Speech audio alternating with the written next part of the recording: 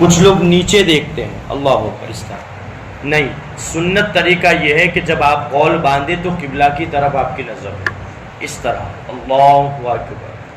ہم لوگ کیا کرتے جلدی جلدی میں نیچے دیکھ کے اللہ اکبر، نہیں، جو لوگ نیچے دیکھ کے اللہ اکبر یعنی تکبیر تحریمہ پڑھتے ہیں یہ سنت کے خلاف ہے، وہ اس سنت کے ثواب سے محروم ہو جاتے ہیں۔ ہمارے آقا کا طریقہ یہ تھا کہ ہمارے پیارے آقا صلی اللہ علیہ وسلم جب قول باندھتے تھے تو سامنے دیکھتے تھے، یعنی قبلہ کی طرف دیکھنا۔ دوسری چیز ہے پیروں کی انگلیوں کا قبلہ کی طرف رکھنا۔ پیر کی جو انگلیاں ہیں نا وہ بھی قبلہ کی طرف۔ کچھ لوگ ایسے ٹیڑھے کھڑے رہتے ہیں، نہیں، سیدھے کھڑے رہنا چاہیے، اور سنت طریقہ یہ ہے کہ دونوں پیروں کے بیچ میں 4 انگلیوں کا فاصلہ، قیام ہے نا، سیدھے کھڑے رہنا ہے نا، تو اس طرح سیدھے کھڑے رہنا کہ پیر کی انگلیاں بھی قبلہ کی طرف۔ پیر قبلہ کی طرف نہیں رکھنا، وہ تو بیٹھ کر پیر تو رکھنا منع ہے، لیکن یہ قبلہ کی طرف انگلیوں کا حکم ہے، ٹھیک ہے؟ تو یہ بھی یاد رکھیں کہ پیروں کی انگلیوں کا قبلہ کی طرف رکھنا۔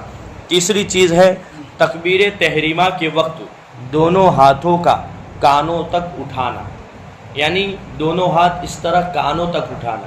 کچھ لوگ ایسے، یہ بھی غلط ہے، بلکہ یہ تو عورتوں کا طریقہ ہے، کندھوں تک ہاتھ اٹھانا یہ تو عورتوں کا طریقہ ہے، یہ مردوں کا نہیں ہے۔ مردوں کا طریقہ یہ ہے کہ دونوں ہاتھوں کو کانوں تک اٹھانا، یہ کان ہے نا یہاں تک اٹھانا، اور اس طرح کر کے اللہ اکبر کہہ کر قول باندھنا، یہ سنت طریقہ ہے۔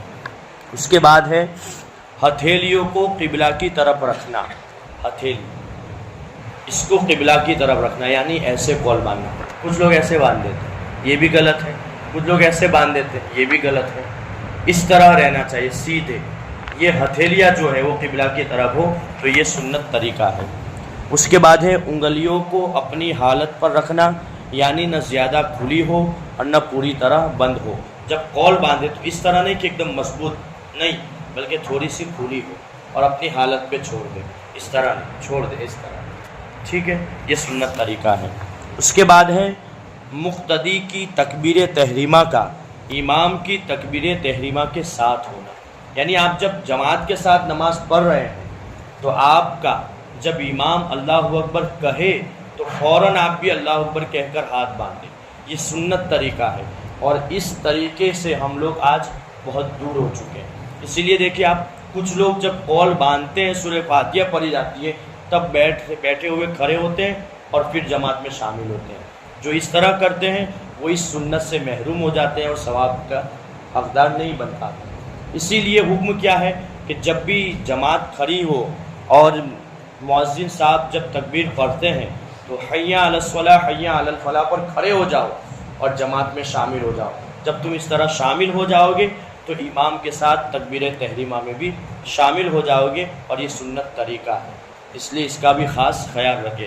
ہم لوگ کیا کرتے ہیں، بیٹھے رہتے ہیں، کچھ لوگ ادھر ادھر دیکھتے ہیں، پھر جب جماعت سب کھڑی ہوتی ہے اس کے بعد کچھ منٹ بعد شامل ہوتے ہیں، جبکہ امام صاحب یہاں سورہ فاتحہ ختم کرنے کے لیے۔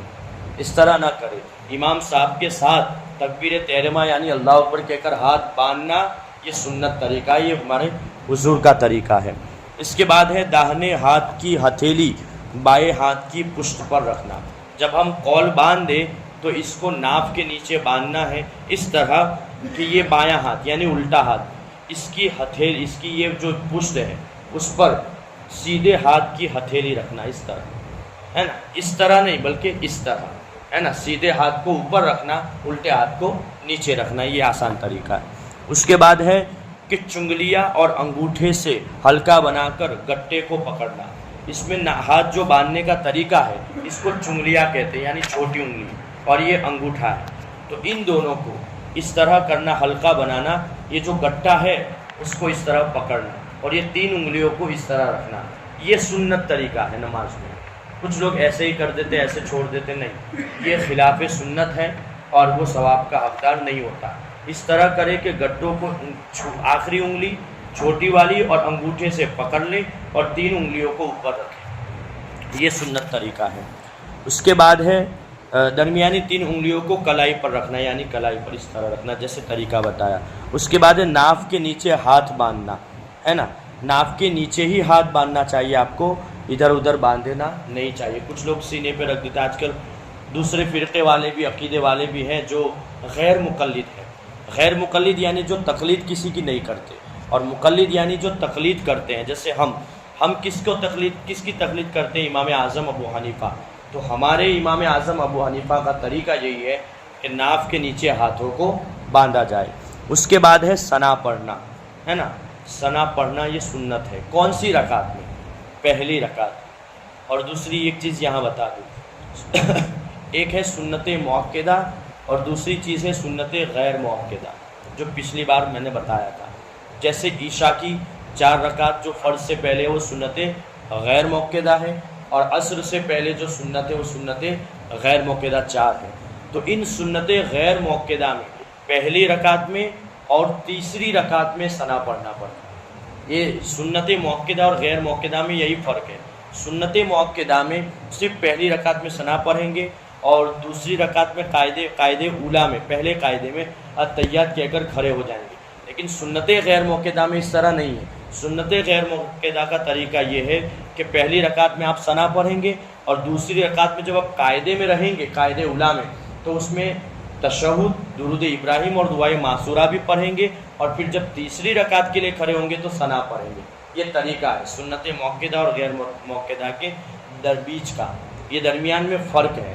اس لیے یہ ثنا کی بات نکلی تو آج میں نے آپ کو بتایا کہ اس طرح یہ طریقہ ہے۔ اب دیکھیے قرأت کی سنت، قرأت کیسے کی جائے؟ تو سب سے پہلے تعوذ یعنی اعوذ باللہ پڑھنا، پھر تسمیہ یعنی بسم اللہ پڑھنا، پھر سورہ فاتحہ پڑھنا، پھر جب سورت ملائے تو اس سے پہلے بسم اللہ پڑھنا، پھر سورت ملانا۔ اس کے بعد ہے نہ زیادہ جلدی پڑھنا اور نہ زیادہ ٹھہر کر پڑھنا، بلکہ درمیانی رفتار سے قرأت کرنا۔ یعنی جب آپ قرأت کریں، سورہ فاتحہ پڑھے یا کوئی سورت ملائے، تو اس طرح نہیں کہ فٹافٹ الحمدللہ رب العالمین، نہیں، یہ طریقہ ہی غلط ہے۔ اس طرح پڑھنا کہ ایک دم ٹھہر کر پڑھے، اور اتنا ٹھہر کر بھی نہ پڑھنا کہ بہت وقت لگ جائے۔ درمیانی طریقہ ہونا چاہیے یہ قرأت کا، یہ آداب قرأت ہے، سنت طریقہ۔ اور آہستہ سے آمین کہنا، جب امام صاحب وَلَضَّالِّينَ کہے تو مقتدی زور سے آمین نہ کہے بلکہ آہستہ آمین کہے، یہ سنت طریقہ ہے۔ اس کے بعد یہ ہے کہ رکوع کی سنت ہے، کیونکہ اب قیام تو ہو گیا، قیام کے بعد کیا کرتے ہیں؟ رکوع کرتے ہیں۔ رکوع کی سنتوں میں یہ ہے کہ رکوع کی تکبیر کہنا، رکوع کی تکبیر کہنا یہ سنت ہے، ٹھیک ہے۔ اس کے بعد ہے رکوع میں دونوں ہاتھوں سے گھٹنوں کو پکڑنا، دونوں ہاتھوں سے گھٹنوں کو پکڑنا، گھٹنوں کے اوپر یا گھٹنوں کے نیچے ہاتھ نہیں رکھنا ہے، گھٹنوں پر ہی ہاتھ رکھنا ہے، اس طرح کے گھٹنوں کو آپ پکڑ لیں۔ گھٹنوں کے اوپر جو ہاتھ رکھتے ہیں یہاں وہ عورتوں کا طریقہ ہے، یہ مردوں کا طریقہ نہیں ہے۔ اس کے بعد ہے گھٹنوں کے پکڑنے میں انگلیوں کو کشادہ رکھنا، کشادہ یعنی کھلی رکھنا، اس طرح مضبوطی سے نہ پکڑے کہ گر جائے، اس طرح ہلکا سا پکڑنا جس سے آپ کے انگلیاں بھی کھلی رہے اور آپ کے پیر میں بھی تکلیف نہ ہو۔ اس کے بعد ہے پنڈلیوں کو سیدھا رکھنا، ہے نا، یہ تو آسان چیز ہے۔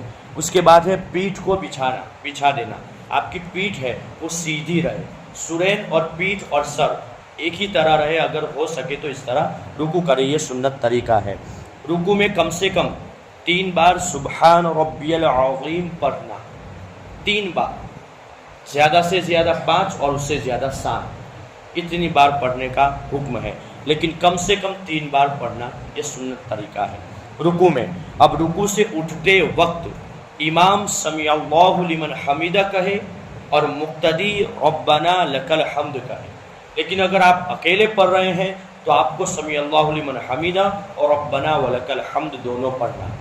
اگر آپ جماعت میں شامل ہیں تو امام نے کہا سمیع اللہ لمن حمیدہ تو آپ ربنا لک الحمد کہیں، لیکن اگر آپ اکیلے پڑھ رہے ہیں تو دونوں پڑھنا ہے ہر نماز میں، ہر نماز کا یہ طریقہ ہے۔ تو یہ تھی رکوع کی اور قیام کی سنتیں جو آپ کے سامنے پیش کی۔ انشاءاللہ اگلے سوموار کو اور آگے کی سنتیں جیسے سجدے کی سنتیں ہیں وہ سب بیان کی جائے گی۔ اللہ تعالی ہم سب کو ان سنتوں پر عمل کرنے کی توفیق عطا فرمائے۔ وآخر دعوانا الحمدللہ رب العالمین۔